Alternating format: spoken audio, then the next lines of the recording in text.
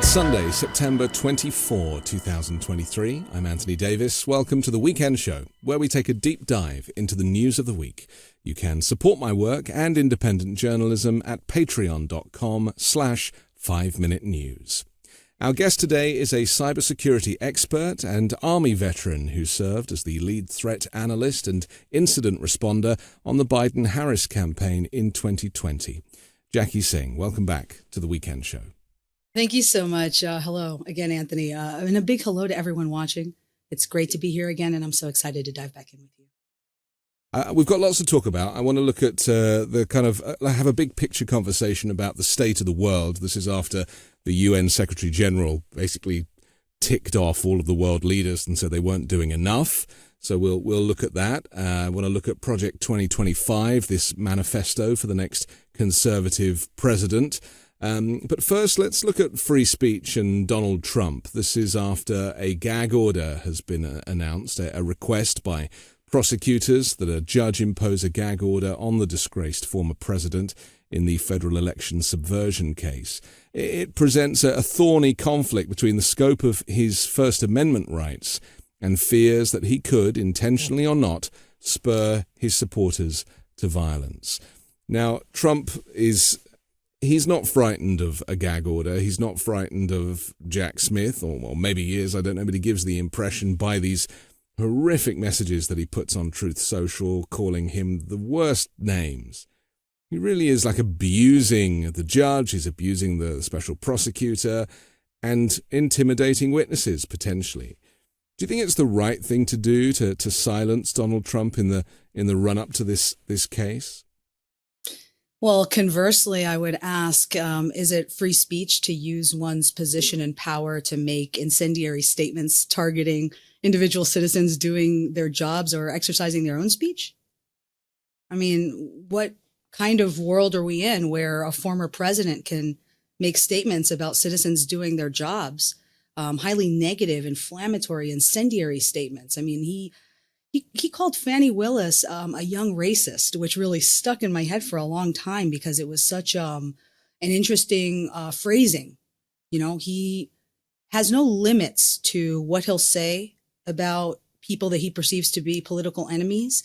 And I don't think that we have ever really seen that in the political world of the United States and in politics. It's unprecedented, as much as we've already used that word, unprecedented. And because we live in this era of mass communications and we have greater access to technology than ever before, we're not just starting to see, I think it's already well established that many different types of actors now have access to technology tools that enable them to conduct abuse and harassment at scale in a way that was simply impossible 20 or 30 years ago. And those capabilities, the tactics and techniques that are used to harass and abuse political enemies online are being disseminated at a rapid clip and really rolling around the far right and emerging through President Trump. You know, this is really concerning for me because he's like a vessel, isn't he, for the far right to operate. You know, they've used him as their mark.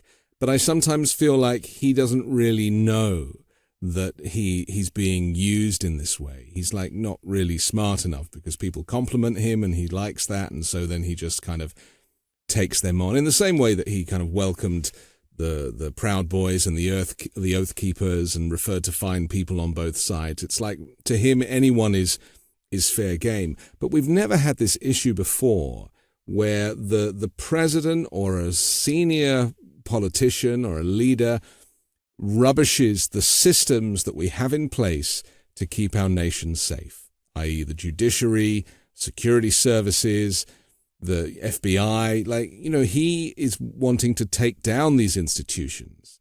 And that is, in my mind, what is more dangerous than him, say, abusing Jack Smith online.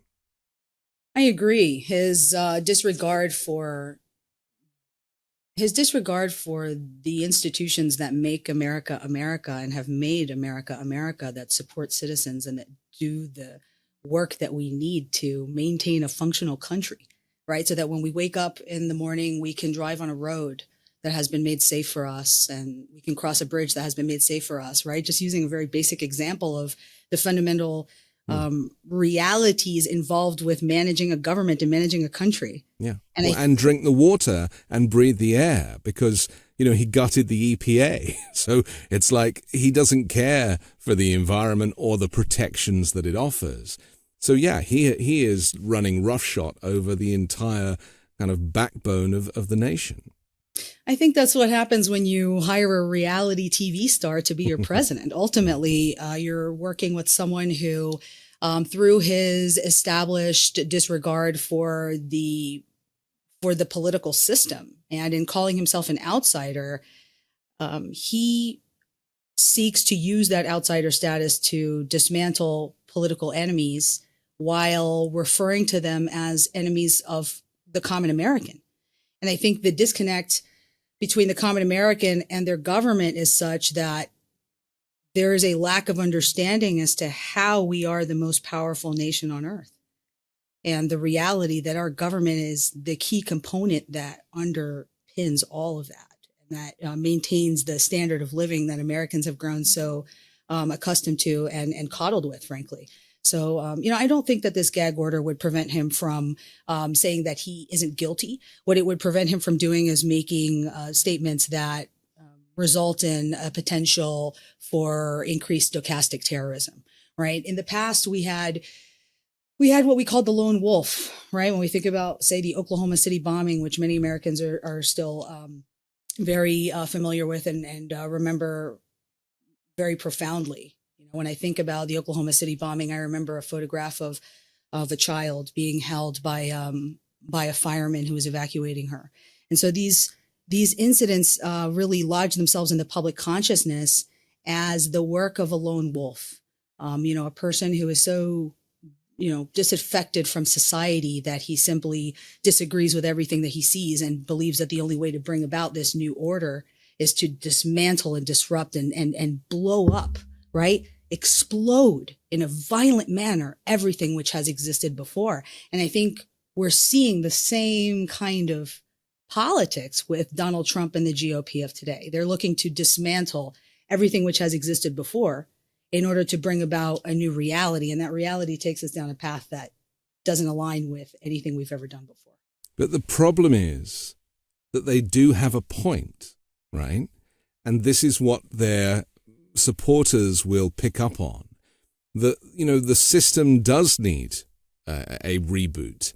The criminal justice system has, been very problematic for a lot of people. Interestingly, mostly minority groups, and that really isn't who is, we're talking about here. But a lot of the systems, from taxation through criminal justice and the kind of police brutality, a lot of these things that we know need reform, do need reform, and the left isn't really talking about a kind of, a total reform of these pillars of society. But Donald Trump is, by, getting rid of them and maybe wanting to rebuild them in his name. And unfortunately, that's the problem, isn't it? That it's not like the systems are perfect, and people will see that he wants to rubbish them, and they will support that, and they will agree with that. People don't like the taxation. They don't like the policing. They don't like that kind of big brother aspect, which is why conservatives advocate for small government. I think you have a point that Democrats need to do a much better job of presenting their vision for America, right? We're building back better, but what comes next? What happens after we build back better? What does the next iteration of America look like? We're at that crossroads today. We're all, as a country, in this upheaval because we're at a critical inflection point that requires us to reaffirm our values and state what it is that we are here for. What kind of country are we? Are we going to continue the democratic experiment, or will we become a shithole country, as Trump called them? When you think about where Trump has taken this country, I really urge Americans to think about whether that is the path that we should be on. And most of the people watching this program, I think at this point have come to the realization that that isn't the path that we want to be on. But there has to be more. We have to discuss more. We have to be more clear about these values. We have to continue to promote them instead of having it be an osmosis. You know, when I was a child in elementary school in the United States, I had a lot of Americanisms kind of imposed onto me that didn't necessarily feel like they were being integrated into who I was, right? I didn't want to say the Pledge of Allegiance. I was so frustrated by the Pledge of Allegiance. I had to stand up there and say, you know, I'm not a religious person. I had to say under God. And I refused. And it caused a stir in the classroom. The teacher didn't like it. But ultimately, I felt that what I received from the reality that I didn't have to stand up and say anything and that I could advocate for myself was that America was a place where you could be who you wanted to be and you could embrace your own values and kind of decide what kind of an individual you wanted to be. And that didn't necessarily separate you from your community. It didn't cause me to have to be separated from the classroom. I simply sat down. So I think we need to think a little bit more about what it means to be a citizen, what civic service really means, to push voting and the conversation about civil service overall with Gen Z, because we're losing the plot of what it means to be an American. And that fabric that unites us, that we were always told existed and united us, is now fraying at the ends. We have to do the work to sew that back together. And that's something that every citizen has to do. Every citizen has to pick up a thread and say, I'm going to join in. I'm going to be Betsy Ross and sew this American flag into the next iteration of America because I'm here and I'm part of this and I want it to continue. And what we're seeing with the GOP is a complete and total rupture from that American project, from all of those values that we had all received by osmosis and had lived with for the last 50 to 100 years. And I don't think any of these upheavals that they plan are positive. I don't think it's positive to stand up on a social media platform as the top leader, right? Having been a top leader of a country and make nasty statements about individual citizens. I mean, that really degrades it's where the civility, United States. you cross the line of civility. It's and gone. in order for the US to remain a civilized country, and it's already struggling because it's the only country that has mass shootings and school shootings and these types of things, on this level. So it is already an uncivilized country, and it's getting close to being a shithole country, as Donald Trump would describe, because it doesn't offer healthcare for all, and it has a kind of multi-tiered system that if you're not kind of white and wealthy, that you will suffer. I just want to pick up on what you were saying about the fabric of the nation. Now, I've been thinking about what this means, because I use fabric as a descriptor often, and I actually have realized that the fabric that is often abused is the flag.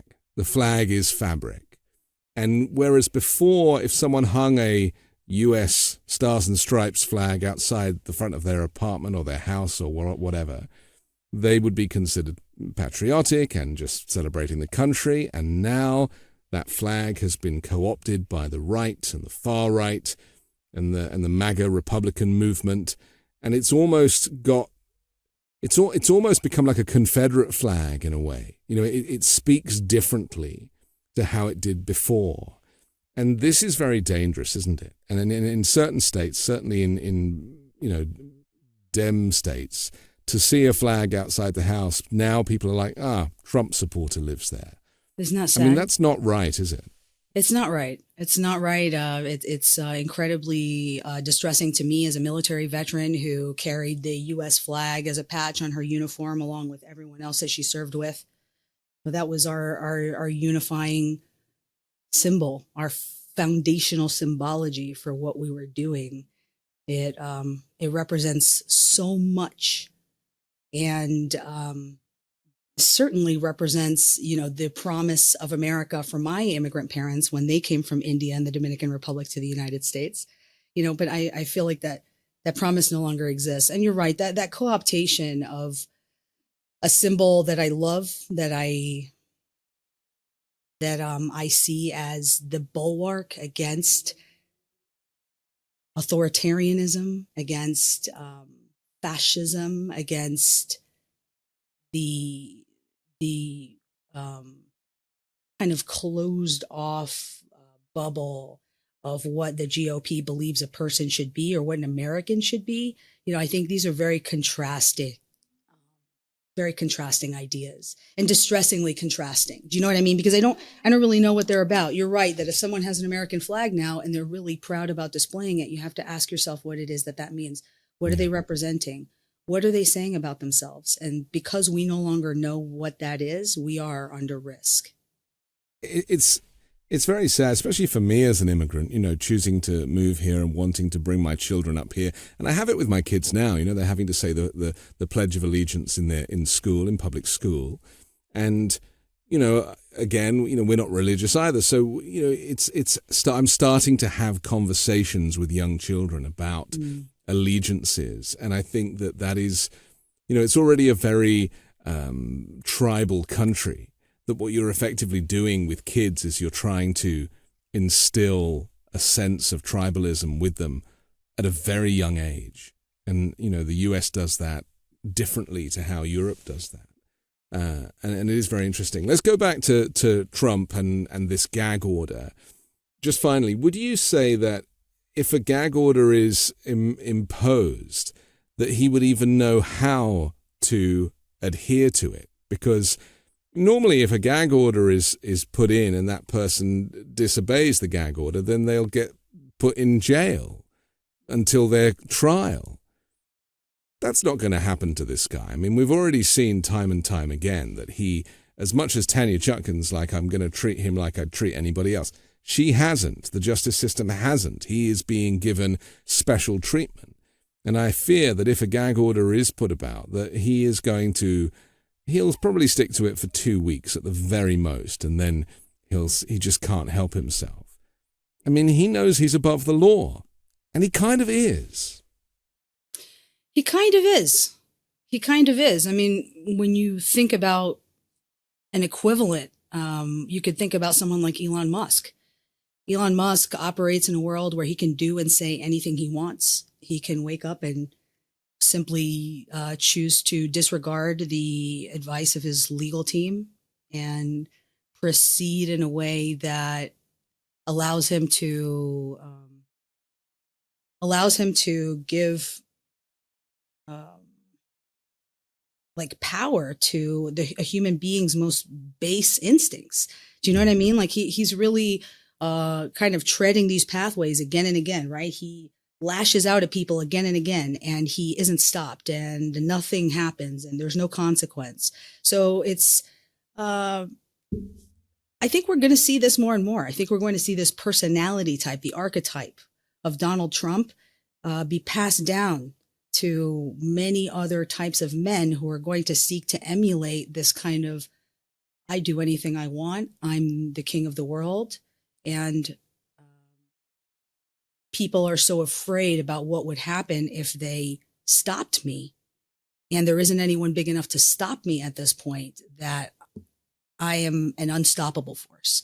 And that's what he's relying on, right? He's relying on this sense that he is an unstoppable force to allow him to continue to engage in campaigning while he's facing many legal battles throughout the United States. His threats and the big bombastic statements that he makes on, a side platform, because he can't be on Twitter, which is the main platform for political discussion and analysis in social media world. And so he has to be on Truth Social, where he has a smaller audience, which leads him to have to be bigger and bigger with his statements in order to get them to go viral and move them around. That's interesting. Yeah. So I think there's a concerted PR strategy that has been in place with Trump for a long time. I think they know that there is no danger of long-lasting consequences due to the shortness of the news cycle and the shortness of the attention span of the average American who's just trying to buy groceries and pay their rent and think about buying a house and try to think about having some kids or raise their kids or pay for childcare, whatever they got to do, right? I'm frustrated. Every American is frustrated who's my age right now because millennials are having a hard time. But I do, caution that if millennials think, it's all bad now, we're having a hard time now, the madness and the chaos that would be unleashed in a second Trump presidency would be unmatched at by any other point in American history. And I think that none of us want to live through that. It's really a terrifying prospect, Anthony. And the timing, because I want to talk about climate change in just a minute, because, I am forward planning for mass climate migration. Yes. And mass extreme weather events, which are snowballing as we speak. And Donald Trump and his cronies and a future Trump presidency has no interest in that. They're blaming the planet doing its own thing and we're nothing to do with that. That's the kind of ego, the thinking that man can't have caused any of these problems. And people have no idea. There's some issues going on at the moment at the southern border, an increase in crossings. People have no idea what's coming in terms of mass climate migration, where people will not be able to stay in their native land because it's too hot, where systems fail. Infrastructure, look at Hawaii recently. The infrastructure for a lot of these places, especially shithole countries that have not invested, and we've seen that recently in Turkey, where you basically cannot rely on the government to invest enough and keep up with a changing climate. So that all infrastructure, water distribution through pipes and, sewage and tunnels and all of this stuff, none of it was built to withstand what is coming in terms of extreme heat and extreme weather. And that is going to be a much bigger threat than the rise of fascism or the far right, because it's nature.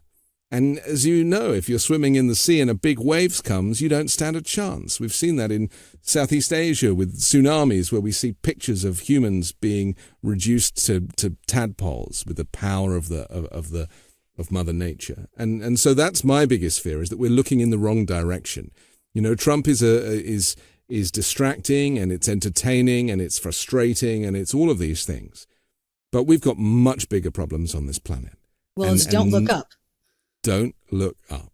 Exactly. Okay, listen, we have to take a quick pause for our sponsor, but we'll come back and talk more with Jackie Singh in just a moment here on The Weekend Show. Did you know that your temperature at night can have one of the greatest impacts on your sleep quality? If you wake up too hot or too cold, I highly recommend you check out Miracle Made's bed sheets. Inspired by NASA, Miracle Made uses silver-infused fabrics and makes temperature-regulating bedding, so you can sleep at the perfect temperature all night long. Using silver-infused fabrics originally inspired by NASA, Miracle Made sheets are thermoregulating and designed to keep you at the perfect temperature all night long, so you get a better sleep every night. These sheets are infused with silver that prevent up to 99.7% of bacterial growth, leaving them to stay cleaner and fresh 3 times longer than other sheets. No more gross odors. Miracle sheets are luxuriously comfortable, without the high price tag of other luxury brands, and feel as nice, if not nicer, than bed sheets used by some 5-star hotels. Stop sleeping on bacteria. Bacteria can clog your pores, causing breakouts and acne. Sleep clean with Miracle. Go to trymiracle.com/weekend to try Miracle Made sheets today. And whether you're buying them for yourself or as a gift for a loved one, if you order today, you can save over 40%. And if you use our promo code WEEKEND at checkout, you'll get 3 free towels and save an extra 20%. Miracle is so confident in their product, it's backed with a 30-day money-back guarantee. So if you aren't 100% satisfied, you'll get a full refund. Upgrade your sleep with Miracle Made. Go to trymiracle.com/weekend and use the code WEEKEND to claim your free 3-piece towel set and save over 40% off. That's trymiracle.com/weekend to treat yourself. Thank you, Miracle Made, for sponsoring this episode. Fall is planting season. It's true, many plants actually do better when planted at this time of year, but you have to know where to start. That's why I love fast-growing trees fastgrowingtrees.com. The experts at Fast Growing Trees curate thousands of plants so you can find the perfect fit for your specific climate, location, and needs. I ordered the most beautiful lemon tree, which is absolutely thriving on my balcony.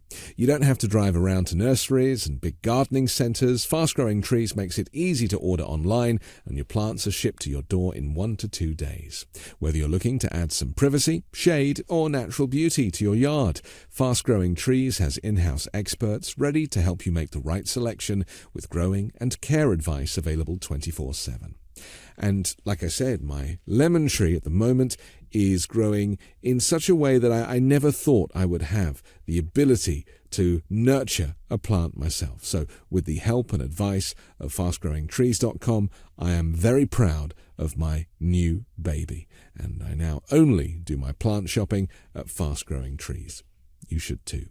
Even if you've never had a green thumb, they'll make you feel like you do. Over 1 million happy Fast Growing Trees customers are across the country, and plus with their 30-day Alive and Thrive guarantee, you can trust everything will be healthy for years to come. Now, listeners to this show will get 15% off your entire order when you go to fastgrowingtrees.com/weekend, but only through October 15th. That's 15% off at fastgrowingtrees.com/weekend. That's fastgrowingtrees.com/weekend.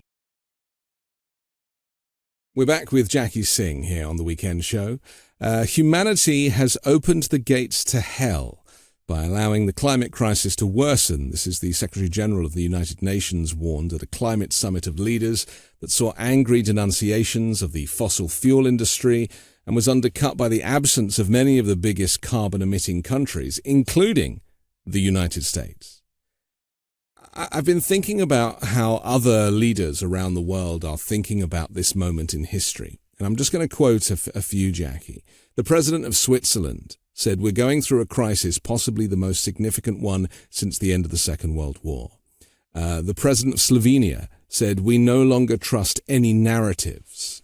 The president of El Salvador said, "We believe that the world needs to be reborn." The Panamanian president said, "Time is running out for all of us." And it begs the question, is the world governable? You know, have we got to a point now where there is so much denial as well as extremist thinking, because we're seeing far-right candidates being voted in countries all around the world? Are we at a point now where a United Nations is going to be an impossible construct going forward to find consensus in enough countries to make a difference? I don't think so. I think that, some of the countries that you named like their outsider status and their contrarian status. And I think there have always been a small number of countries who have been belligerents in the UN when there are discussions like this. And similar to Trump, I think they use these opportunities to go viral. You're talking about really small countries who don't often have an opportunity to be recognized on the world stage. So it is their opportunity to make a statement and to reaffirm allyships and to. But they are going to reap the disadvantages of climate change that they have not caused. And this is why we're talking now about reparations for small countries. You know, they don't have the type of fossil fuel pollution that we have in the US or that China has, and yet they are going to see the worst of the weather. And that is a problem, isn't it? No wonder they're angry. Yes, I think the conversation about climate change really needs to focus specifically on the greatest producers of carbon. I think there has been a lot of promulgation to the average citizen that they can somehow make a change. You know, if I just recycle, if I just make sure that I put this glass bottle in this container instead of that container, then I can have some sort of an effect. But the reality is that, largely corporations and governments, right, in their policy decision making are the ones who have the ability to make a change there. So when the Secretary General of the UN is reacting, I think what he's saying is we know what to do and we know which direction to go in, but we all need to be operating from the same level of reality, the same plane of reality, in order for us to even start thinking about how to work together. I think that reality has been ruptured in many ways by different interests who have a lot of money and who pour that money into shifting the American public's beliefs about certain things. For example, ESG. Many citizens have heard, someone like Elon Musk or maybe some other big business leader complain about ESG. ESG is environmental and social governance, right? We're talking about companies making decisions about where to put their money based on the risks associated with climate change. The risk that they won't be able to make money in the future, the risk that they'll lose a lot of money in the future, right? That's what companies care about in a capitalistic society, is money. That's their bottom line. So when you have, influence campaigns, entire influence campaigns that are intended to influence the average citizen into believing that ESG programs, which are just like a few people inside a company helping the company make decisions about how to spend their money a little bit more wisely, not ideologically, but literally based on what is going to make them more money and reduce their risk. I think you're seeing a symptom of the larger problem that these interests that are very powerful and moneyed produce news and information and content that is designed to shift our beliefs about things. And realistically, we aren't all experts on everything. We're lucky if we're an expert on one thing. We are working to live, right? To have a home and a family and a pet maybe, or, whatever it is that makes you happy and feel good. That's the promise of America, is the pursuit of happiness is what we've all been told that we're here for. But that is incompatible with the problem that the world faces, isn't it? It is. The idea of collective responsibility, because, the recycling is fine. We can all do that, and hopefully we all do that. But they only actually recycle it if the recycling, which is a volatile commodity, is high value that time. And a lot of the time, the city just goes and buries it in landfill anyway. We need to trust that everybody in the chain is doing their bit. And my fear is that there's just not enough pushback, because energy companies can make just as much money from green energy and this whole movement. And I've talked on the show before about, the Defense Production Act and how it would be great if Biden got up and said, okay, the whole country, we're going to plaster with solar panels and wind turbines, and we're all going to build it. And we're going to down tools with other things making crap we don't need, and we are going to turn this country into a carbon neutral country, which is totally possible. Elon Musk has said that it's possible, and he owns Solar City, amongst other things. Biden did announce something a few days ago. He's calling it Climate Core. It's a new initiative to get people good green jobs and to try and motivate industry to kind of just focus on the green future for the UK, without calling it the Green New Deal, because of course those are kind of dirty words in politics, right? And you can sign up for it on the White House website, and it's becoming a thing. But again, this is just getting the people and the public to do all the heavy lifting, when really the heavy lifting should be being done by industry and corporations. That's where the big pollution is happening. I agree. I think we need to right-size our government so that we actually have power back in our federal government that can speak to these interests. When we think about the biggest stories in America every day, there are stories of corruption. You started the call today, our conversation, about a Democratic senator who is caught engaging in corruption. That's right. You're This right. is Robert Menendez, who's a Yes. Democrat from New Jersey, and he and his wife have been charged with bribery offenses in connection with accepting gold bars and cash and a Mercedes in exchange for protecting 3 businessmen and influencing the government of Egypt. This guy's a Democrat. And so, yeah, corruption is happening at everywhere, and it's unmistakable. Corruption is the biggest story in America every day now. And that is what is unrecognized by Americans. And I think if we follow the grand vision for the next Trump presidency or any kind of a GOP presidency, we're looking at, we don't want to spend any more money. We don't want to protect citizens. We aren't going to change what the police does. We are going to continue being belligerent with China. We are, you know what I mean? Like it's kind of a long list of concerning situations for American people. And I just don't understand how they can promote this policy platform without racism. It doesn't work without the racism. Right. The racism and kind of the hatred towards minorities is the glue that makes it all work and kind of hand waves over, right, papers over everything that they actually want to do and what their vision is for America. Right. And instead of promoting that, they have Donald Trump shouting on Truth Social.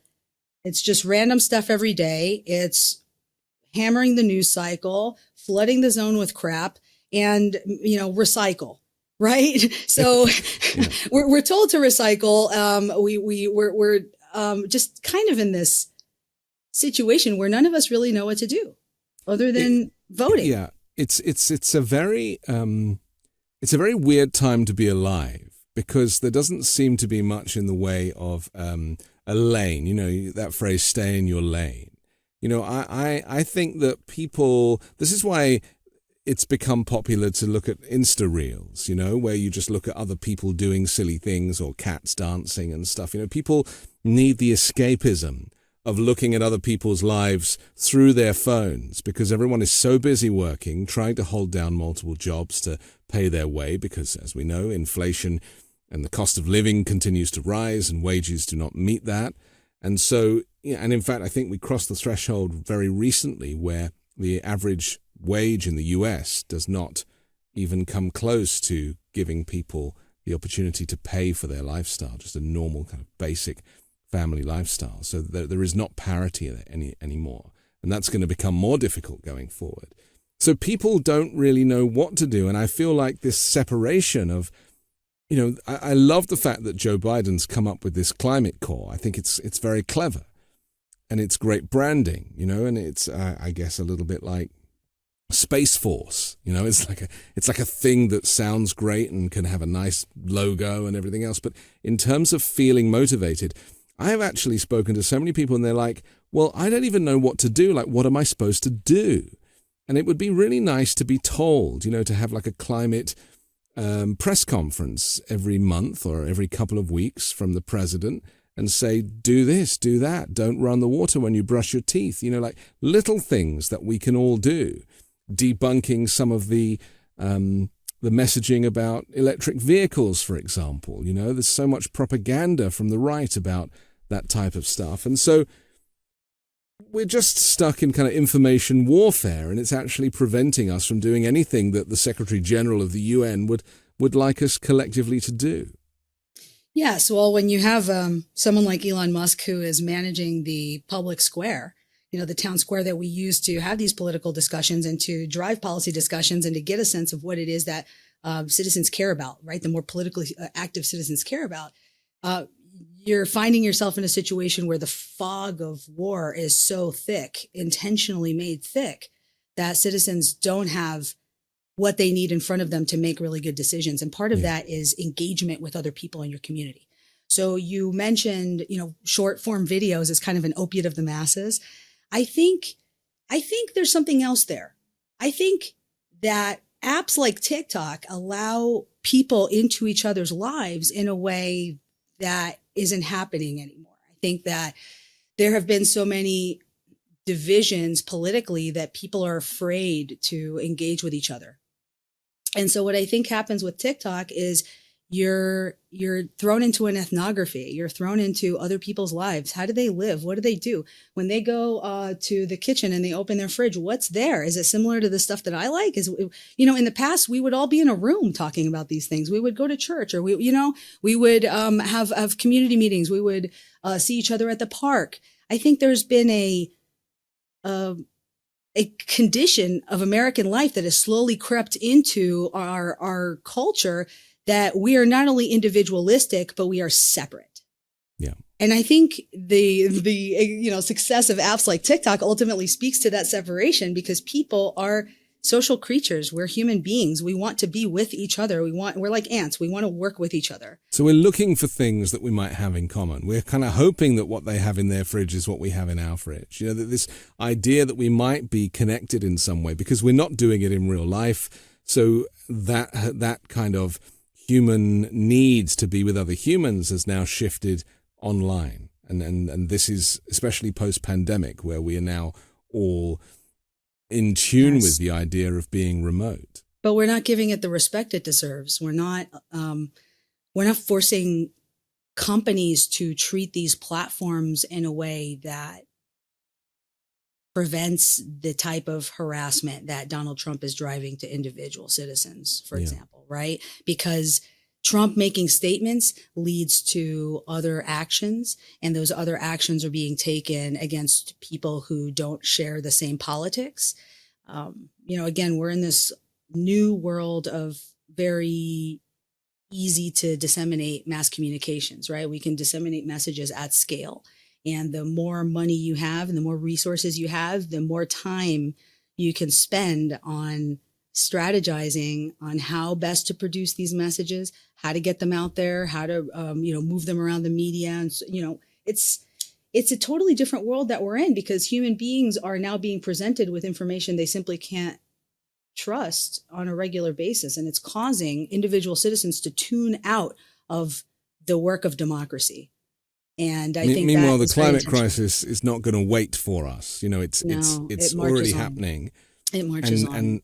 And that's the problem, isn't it? That whilst we might be taking too long to get our messaging together, the nature is moving at an absolute crazy pace. And then he said, I'm so sorry. He said, and I was really tuned into this in his speech. He said, the world is on thin ice, which is melting fast. Yeah. He said that concentrations of carbon dioxide are at their highest in at least 2 million years. He said he described the climate situation as a time bomb that is ticking. And he, essentially said, we all have to work together or we won't be here for much longer. And he criticized the wealthy countries specifically and the fossil fuel industry, he said, for their ponderous response to the climate crisis.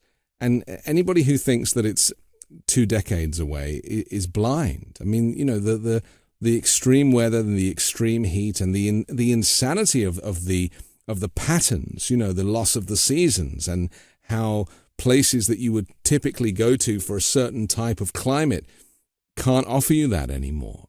It's completely different. The world is completely different. And when you throw tornadoes into the mix and tropical storms, as we had here in California recently, and then earthquakes, which are not connected to climate change, but are not, they don't help. The displacement of people, and as I say, migration due to climate is going to be on a scale that, Republicans who don't like the handful of migrants that cross the southern border, they're going to have to seriously rethink their generosity, because the U.S. is going to have to be much more generous with people who need to relocate. I think that the wall was a stupid idea. It was never going to work. At this point, we have a surveillance border. Yes, that's the wall that we have at our border. That isn't going to stop anyone either. I think we're in a situation where many Americans are concerned that if we let in more refugees or immigrants from other countries, that there somehow will be less resources for all of us. I think when we look at what's happening with climate, that is a very finite pie. When it comes to land in America and resources in America, we're still doing well. But the climate shifts that are coming will destroy all of our resources. It really isn't going to redistribute anything in a way that is equitable, and there will be no safety from this. So the IPCC guide that was released recently is essentially a how-to guide for defusing that climate time bomb that we discussed. And so it's really important for citizens to just shout at their government constantly and say, what are you doing about this? Are you moving this forward? And to turn away entirely from politicians who don't care about your family, who don't care about your children, and who would see your family burn in a sea of fire to enrich themselves, right? It's a lot of short-term thinking that we're seeing with leaders around the world. And it's up to us But that's as an citizens entire to political fix that. movement in the US. I mean, that is effectively half of politicians and potentially, maybe a third of voters. It certainly could be 50, 60, 70 million people who have been brainwashed into thinking that the climate crisis is a Democrat hoax that is nothing to do with the planet and certainly nothing to do with the human effect on the planet. They just think, oh, well, it's the seasons, or it's, it happened before, it'll happen again. There's so many excuses. And yet this blindness Yes. to, and even when their own homes are flooded, they're still saying, well, this is nothing to do with us.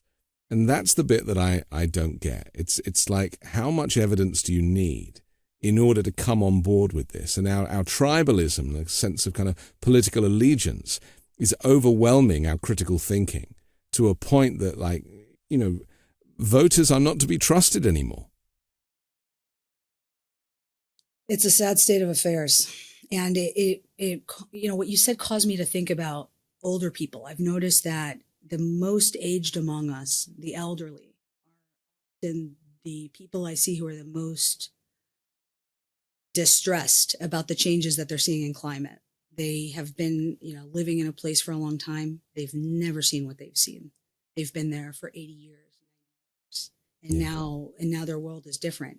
And so it's very easy for them to recognize that there's a problem and that it needs to be addressed. It's kind of like all the folks in the middle, don't really seem to have an impetus for moving this forward. It just doesn't really feel that important, does it? I mean, you mentioned, wouldn't it be great for President Biden to get up on a stage every week and say, hey, what are we doing about climate? Here's what we're doing about climate this week. Here's what we do for climate this week. Because it has to be elevated to the front of our agenda if we are to survive, ultimately. But he's in a difficult position, isn't he? Because he's trying to protect the United States from fascism at the moment. That's his priorities. He has to win in 2024. Otherwise, the Republicans are going to basically burn down the entire system and build it in their image. So he is almost having to put climate change on the back burner for a year and 2 months whilst he wins this election. And that means not talking about climate change too much because he might lose some undecided voters who currently aren't sure whether or not climate change is a thing or not. It's a very tricky position to be in, because I'm sure that he wants to do more, but I really do feel like his hands are tied because Donald Trump has created this kind of fascist movement that Biden is solely responsible for preventing. That is the situation that we are in. That does feel like an accurate read. I do not think that it's accurate to say that the Biden administration has been placed on their heels. I think they have been really brilliant at continuing to move forward despite the chaos on the right and the attempts on the right to create a distraction every single day. I think, including an impeachment of the president. Nothing is too far. There is no basis too flimsy. There is no low to which they will not sink. And so there was a decision made, obviously, at an early stage of the administration to simply not engage in these kinds of politics. And I think, it does keep the Democratic Party on a respectful footing, on the footing that maintains that decorum that we were talking about, which has been completely lost. I think the greater the decorum that is maintained by the Democratic Party, the greater the divide is illustrated, right? The more different these two become. And so it becomes an even clearer kind of choice for voters, right? But the timing at the moment is terrible, isn't it? Not just the climate crisis. You've also got auto workers striking, which Biden is siding with, but he can't side with them completely.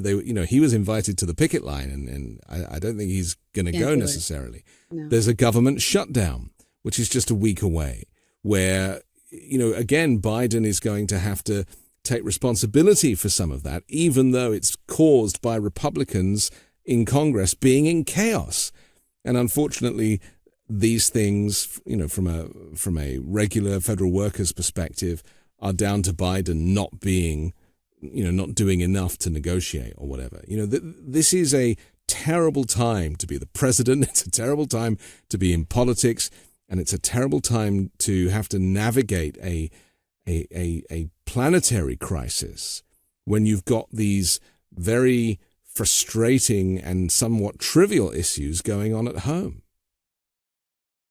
I agree. This is a very difficult political environment.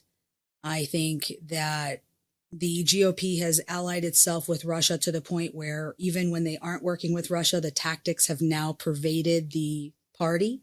Yeah. And so, a few weeks ago, we saw, actually, it hasn't been a few weeks. I think it might have been just a week ago, where a Democratic candidate for office was dragged through the media on the basis of her very legal and private and consensual sexual affairs. So I was really not shocked to see this, but realizing that we're only going to see more and more of that, right? This kind of very ugly, no holds barred October surprise every week. We're going to continue seeing that accelerating more and more. And what I want viewers to do is to be more critical about the information that you're hearing, to try to avoid creating a judgment right off the bat without spending more time understanding an issue and reading about, what actually happened. Because there are so many instances in which a point of view or a narrative is created and pushed around, and we hear it once, it goes in through our ear, and it stays in there. It doesn't go in here and go here. It stays in here, where it's kind of like, oh, Susanna Gibson's a horrible person.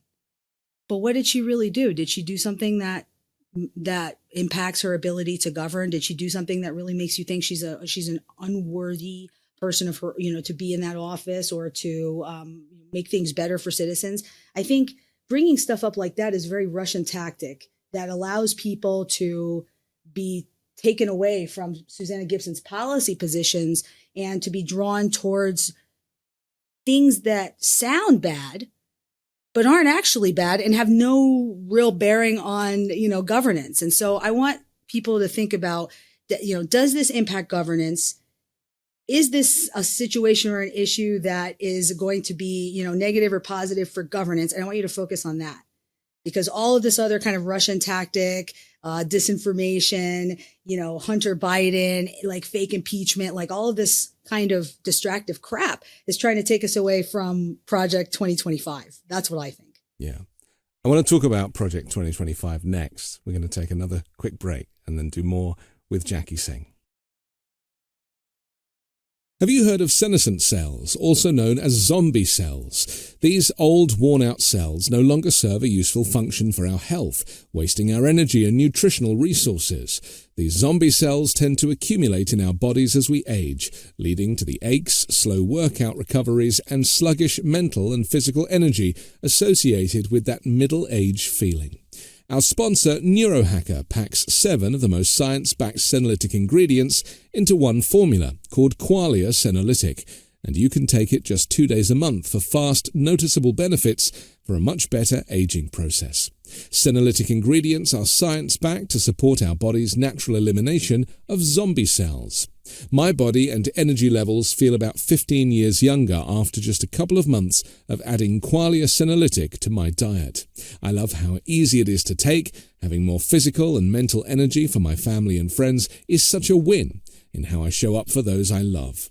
My productivity has doubled. I feel invigorated and enthusiastic again with the daily drive and enthusiasm to get things done. The formula is non-GMO, vegan, gluten-free, and the ingredients are meant to complement one another, factoring in the combined effect of all ingredients together. It's also backed by a 100-day money-back guarantee, so you have almost 3 months to try Qualia Senolytic at no financial risk and decide for yourself. If you're in your late 20s or older, adding Qualia Senolytic to your diet can play a crucial role in combating negative aging symptoms. Go to neurohacker.com/weekend for up to 50% off Qualia Senolytic.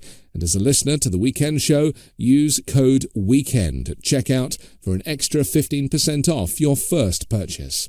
That's neurohacker.com/weekend to try Qualia Senolytic with code WEEKEND and start aging on your terms.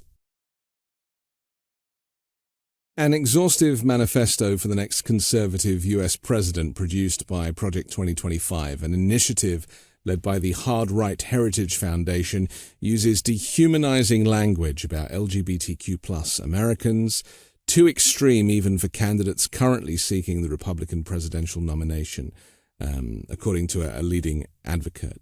And this is something that I think we need to talk about and not promote, because a couple of people wrote to me and they said, well, you've spoken about Project 2025 and I didn't know anything about it, and now I do, and now it's like become part of the modern vernacular. When was this supposed to be like a secret plan?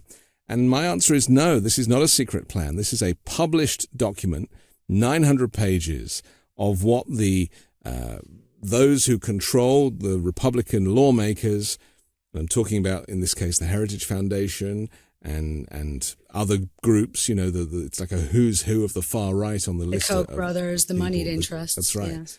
That have created a plan that they think people are going to get behind, because they genuinely think that LGBTQ+ is bad and should be eradicated. They genuinely think that abortion is bad and should be eradicated, and that black and brown people are not real Americans and should be eradicated. It is literally as explicit and as racist and bigoted as that. And it is now in print for everybody to see. And so to deny the existence of these views and to think that, oh, well, people don't think like that anymore is just unacceptable. You know, we need to be very thoughtful about the future, the reality that the US will look forward to if a Republican candidate wins. How do you feel reading through this? I know we've kind of shared some documentation on this subject. Initially, when you saw it, how did it make you feel? I'm shocked, but also realizing that manifestos go along with everything we've talked about. They go along with the belief that my beliefs are more important than your beliefs, and my beliefs supersede your beliefs. And I will organize with other humans in order to impose those beliefs upon you by force and with violence if necessary. I think that's really what we're talking about. This document is a manifesto that very clearly spells out a vision for America. It is a vision for America that is everything you said. It's racist, it's sexist, it's misogynist, it's anti-LGBT. They want to outlaw pornography in the United States. I thought that was a really kind of interesting point here. But what they're doing is promoting a very clear picture that was developed in concert with many of their allies that defines what they want America to look like. And their goal is to attract like-minded people who will sign up and be ready for a role in the next Trump administration. So, you know, looking at what some of the pillars of this manifesto are, you know, pillar one, they have what they call a consensus view of how major federal agencies must be governed. But realistically, what they're talking about is the dismantling of the majority of federal agencies and what they refer to as the administrative state. Yeah. You know, we're talking about an organization that has been a powerful force in American politics since the Reagan era. We're talking about an organization that played a massive role in staffing the Trump administration with, frankly, unqualified and nasty people. And I think this document shows a level of strategic planning that every progressive or even centrist American should be deeply concerned about, because it spells a level of like strategic planning that is not being demonstrated on the Democratic side, right? There isn't a Democratic manifesto that I'm aware of today that says this is what the party is and this is where we're going. right? Well, it's impossible to do that because it's nuanced. But I think the difference between the two is that the Project 2025 and this kind of Republican plan for a dystopian future lacks all humanity. It takes humanity out of the equation. And it is just about rebuilding the U.S. in the image of a white Christian extremist view. And, poll after poll is done. It is a Christian nationalist document. I think it's really important that we understand that this is Christian nationalism, that the push around abortion in the United States is a Christian nationalist movement, that, Michael Flynn, when he goes around doing his Reawaken America tour, that is a Christian nationalist movement. Yeah. And this is what people refer to when they talk about Christofascism. There's a lack of terminology in the United States to describe what we're seeing and what this type of extremism really is. And MAGA doesn't describe it. MAGA doesn't really say everything. It doesn't really explain what it's a convenient acronym, actually, isn't it, MAGA? Because it kind of allows people to get on board. But very few of the MAGA people are going to read the 900 pages that is written by 70 advocacy groups for the extreme right. And when you poll the nation as a whole, around 65 to 70% of the country are in support of a woman's right to choose.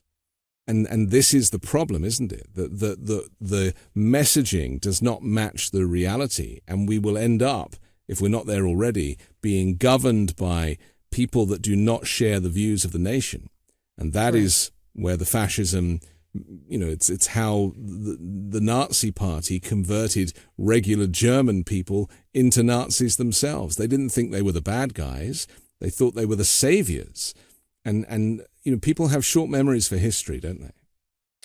In America, we do not have a memory of World War II any longer. It's like our World War II veterans passed away. The last of our World War I veterans passed away, and we just seem to have lost a sense of what things are and what American values are again. When I bring up the term Nazi in present day America, people have a very profound reaction to that. When they're opposed to someone being labeled a Nazi, they think they're not carrying a swastika on a flag, and they're not wearing this uniform, and they're not supporting Hitler, and so it's simply not the same thing. And to them, it beggars belief that someone in 2023 America would call someone else a Nazi. So I'm looking for some other terminology that we can use, because Americans also are not very familiar with fascism. We've not had a Franco, or, we haven't had fascism here to really understand what that actually means. Well, we have, but he's a reality TV show host who plays it for comedy. Well, he's a fascist.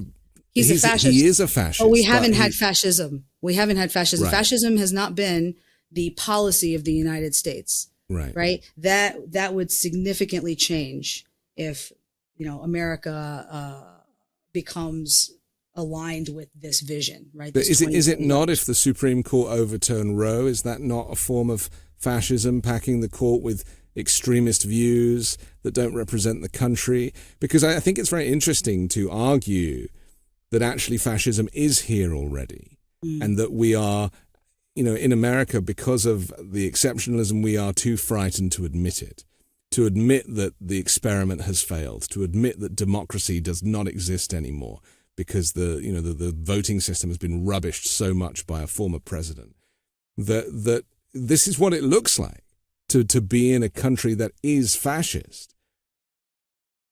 And there are fascist Nazi rallies going on in Florida that the governor won't condemn. I mean, people covered in swastikas doing all the moves, and yet it's like just another day in Florida.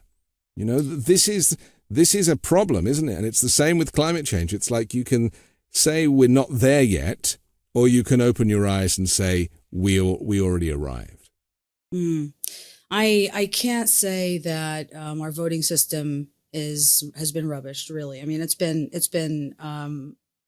abused, and it's been verbally tarnished, but the integrity of that system has been proven to be intact. Right? Our democracy is intact But what we have is a powerful insurgency that grows by the day, right? And I want to use the word insurgency because I'm an Iraq veteran. I was in the army in Iraq, 2003. And the last year that I spent there was like 2011. So I've spent some portion of every year in Iraq from 2003 to 2011, except for 2006. So I am very familiar with insurgencies, with terrorism, with extremism, religious extremism. And it's bizarre for me to watch America somehow go towards that path while ignoring the very obvious signs that the people who want to be in charge only want to be in charge because it feels good for them and not because it feels good for them to do good things for the American people, right? We're choosing people who have very different motivations for the act of governance that don't align with anything that we want. And so I again would want to think about how to bring regular Americans back to policy conversations that don't require reading a 50-page document or a 100-page document. Because as you said, people will not read it. They will skim through the beginning and understand what it's about and pledge their allegiance or not. The goal of these wedge issues is to cause people to say, I'm in this camp or that camp.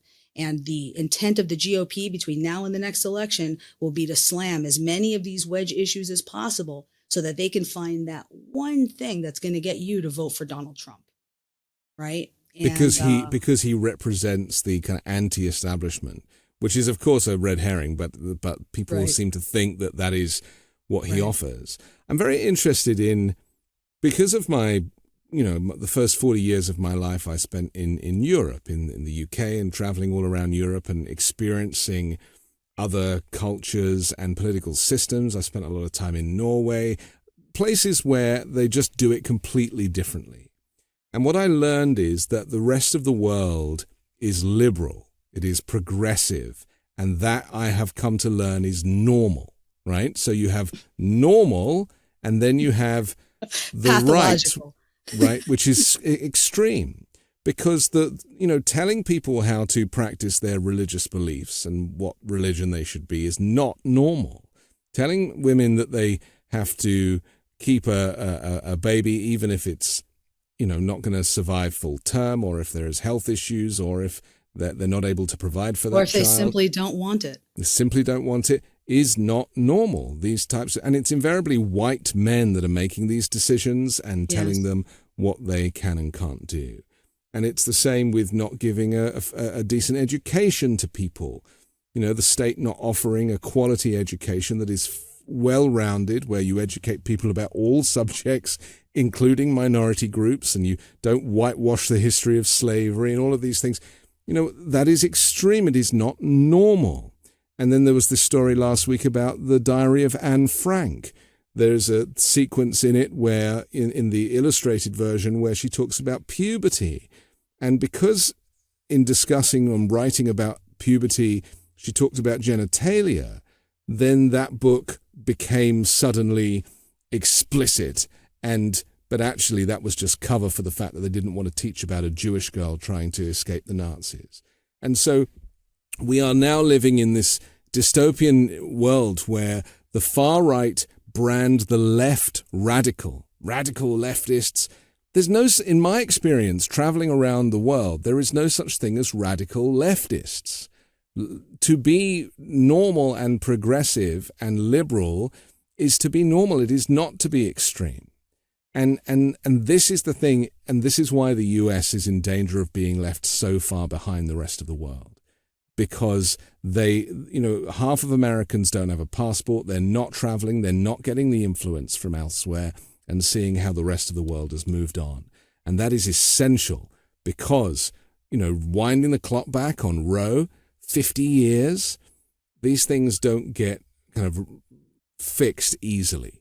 It would take a miracle for the Supreme Court lineup to change enough for that to get, recodified. So this is my greatest fear, is that, with climate denial, again, not happening in other countries at the rate that it is here, and Fox, the TV, news / entertainment channel, claiming that it's just the summer when it's extreme weather.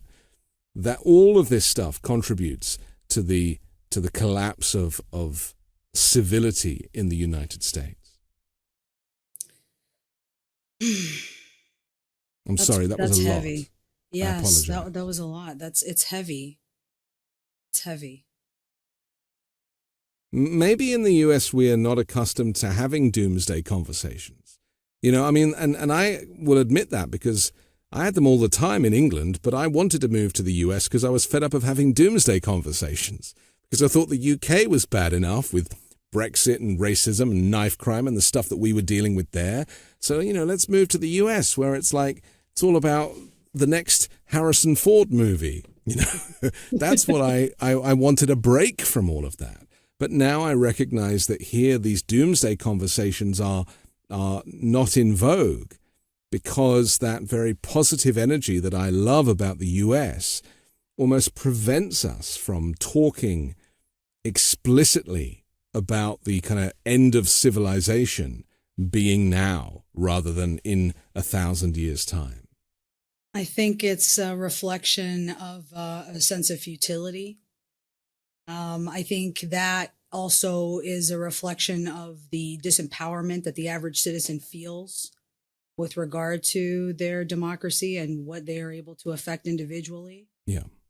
When we hear about millennials being criticized for not buying a house when the time was right, they're told that they ordered too many Starbucks or, avocado toasts, right? So the tendency, I think, is to think to yourself, and we're seeing this reflected a lot on social media where many people are lying flat. There's an entire subreddit called anti-work, where people talk about simply not wanting to work and feeling like they're hamsters on a wheel. Yeah. That wheel is not providing for them. It's not providing the promise of America, that pursuit of happiness that we were sold, right? This kind of very comfortable middle-class lifestyle that we are told that we can have if we simply work hard and we do what we're supposed to. All of that is the American dream is 70 or 80 years old now. I mean, we can't afford anything. We can't afford the American dream. Yeah. And we have Republicans who are telling us that the way to afford the American dream is to stop putting money into the government. It's crazy, and you're right that progressivism is defined as moving forward, right? And when we think about reactionaries, right, the GOP, we're talking about people who want things to go back to the way that they were.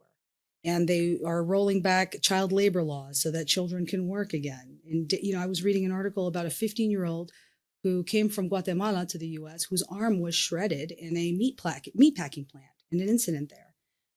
How could it be that in America, right, it's a very confusing situation for me as an American, as a 30-something American. How could it be that we have children working in a meatpacking plant? It just doesn't make sense. When I think about what era that was, when I think back throughout history, I can imagine the faces of children covered in coal from the 1920s. Yeah. They were all huddled together in wearing rags. Yeah. And poor but they didn't live. Their mortality was such that they did not live into their late 20s because their lungs were wrecked. I mean, they were used and abused. They were used and abused for their labor. I'm an advocate for UBI, Universal Basic Income. I don't actually believe that in this day and age, with AI and automation and all of the various changes to industry, I don't believe that we should be working the way we were trained for in the Industrial Revolution. And Universal Basic Income is simply based on the fact that you can be paid to live.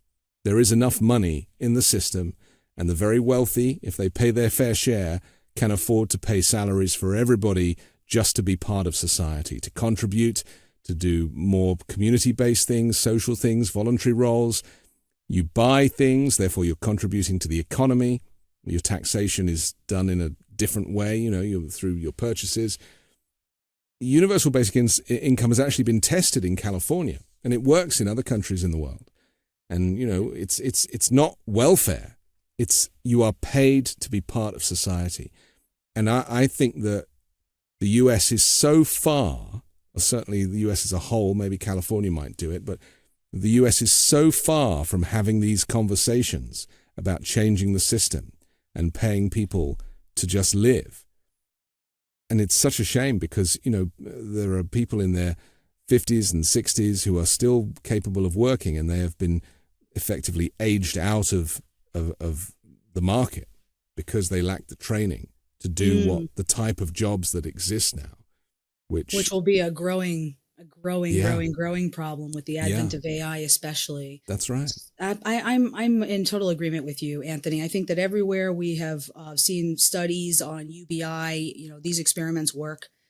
Universal basic income works. If you receive money every month that helps you to live, you will live better. This is a very, very simple calculus, but it has been corrupted by people who are the same ones who think that you shouldn't give an unhoused person outside on the street $5 because you know what? They'll just buy drugs with it. So I'm definitely not doing that, right? Yeah. I think there is an argument to be made for that, but I also think that the government has a responsibility towards all of us citizens that it is not keeping up with. The quality of life in the United States is continually trending downwards as experienced by the citizens of the United States. And so irrespective of the advances made by the Democratic Party and the incredible successes of Build Back Better and of the Inflation Reduction Act, I think we've seen that UBI works because child poverty was cut to such a degree in the United States when we gave parents money during the pandemic that the experiment was very clearly proven to work and to lift entire classes of people out of very precarious situations. And this is incredibly important for people who have children because the cost of childcare in America has gotten to the point where women can't work. Women aren't able to make more money and than what they have to pay in childcare, which is a situation that even I have been affected by because in New York City, the costs for childcare are incredibly high, right? Imagine spending $2,400 a month to send both of your children to daycare so that you can work another job. No, I did the same. I looked after my daughter for the first few years because it was more cost effective than getting someone in to do it. Finally, I want to talk about, you're an expert in cybersecurity. Anybody who wanted to go to Las Vegas for, gambling for fun would have found or been faced with a big problem. This is after MGM resorts brought to an end a 10-day computer shutdown prompted by efforts to shield from a cyber attack, including hotel reservations, credit card processing. I mean, the whole thing was down. We finally got back online just a few days ago.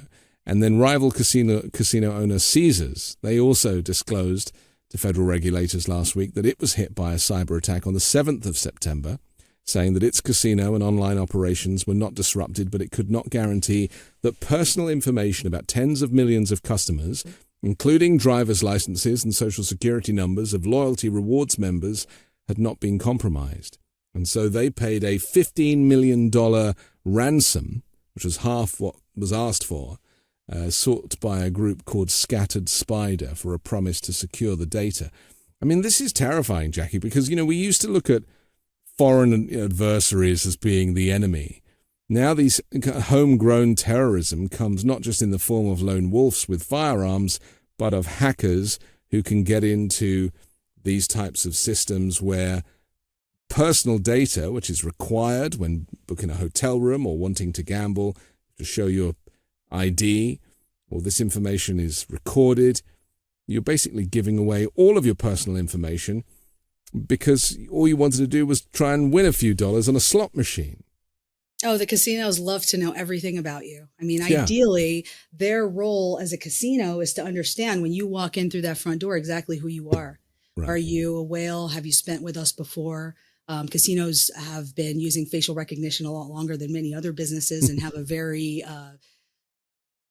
good reputation for security, right? And so I think this hack kind of underscores the difficulty of securing systems against, nation state level actors. Even though in this instance, these are not nation state level actors. I mean, these are assumed to be, a gang of young men from the UK and the US, aged 19 to 22.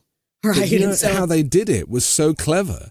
They went on LinkedIn and they found the guy who was in charge of the systems, and they got information about him, and then they phoned up the department that was the IT department pretending to be him, and managed to get information, passwords and stuff to get into the system. I mean, it's so simple. are you surprised by this? Well, to me, it's like a kind of Ocean's 11 movie scenario, isn't it? You know, like that. It's the kind of stuff you would think would only be written in a movie script, and yet I'm entirely unsurprised by this. Really? The movie scripts are based on reality. You know, Okay. speaking of Vegas, right? Every year there is a conference called DEF CON that information security professionals, many of them view as a pilgrimage that they must attend at some point in their lives. Right. And there is a competition that occurs every year at this conference that relates to social engineering. Social engineering is a term that cybersecurity professionals use to describe fooling someone, to, lie to someone in such a way that, pretexting, by the way, there is even a different terminology for lying that is called pretexting, to construct a really good story that causes that individual to give you some information. And oftentimes companies are hacked at the first level, at the top level, by somebody at the help desk, maybe resetting a password for someone and they didn't verify who that person was, right? These are very low skill attacks that don't require a high level of resourcing, but they do require an individual to call around and to speak with different people and to get a sense of how the organization works, right? To perform a lot of reconnaissance. So it's actually surprising for me to hear that these are kids, because they stole $15 million from Caesars, right? A week before MGM was hacked, Caesars actually was hacked, and they didn't admit to it until about a week after MGM was hacked. Yeah. And so they come out and they say, yeah, we had the same problem with these same actors. We paid them. Do you know what's interesting? To kind of bring this conversation full circle is the way that these hackers did this was by utilizing a method that people don't really do anymore, and that is actually talking to someone, right? Actually kind of communicating in a humane and civilized way. Oh, hi, there's a problem with this on the phone. Could you reset the password? Just quickly, I'm so-and-so. We don't do that anymore because, as we were saying earlier, we are now all online looking at Insta Reels. And so the idea of actually having kind of human interplay where you are asking someone to trust you, I think maybe people have forgotten what that is like to such an extent that has now created a vulnerability in human contact and in society, that when you do go and use that is actually a weaker area than doing it via email or instant message or absolutely. It absolutely is. It absolutely is, Anthony. It's so interesting. Okay, listen, we have to finish, but I'm so thrilled for your expertise on this subject and everything we've talked about tonight. And hopefully we'll get a chance to talk again. Jackie Singh, thank you for joining the Weekend Show. I'm so appreciative, Anthony. Thank you so much for having me. I'm Anthony Davis. Don't forget to support me and independent journalism at patreon.com/5minute news. Download my daily 5-Minute News podcast, drops every morning. And join me next week with a brand new special guest and 3 more factual news stories to discuss on the 5-Minute News Weekend Show with Midas Touch.